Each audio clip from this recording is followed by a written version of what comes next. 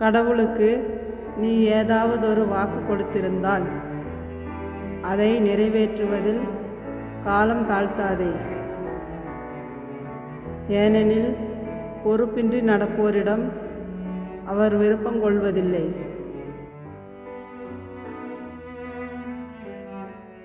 சபை உரையாளர் புத்தகம் 5வது அதிகாரம் 4வது இறை திருவசனம்.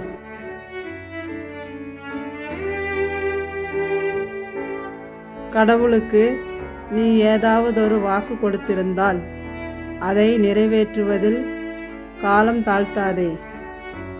ஏனெனில் பொறுப்பின்றி நடப்போரிடம் அவர் விருப்பம் கொள்வதில்லை.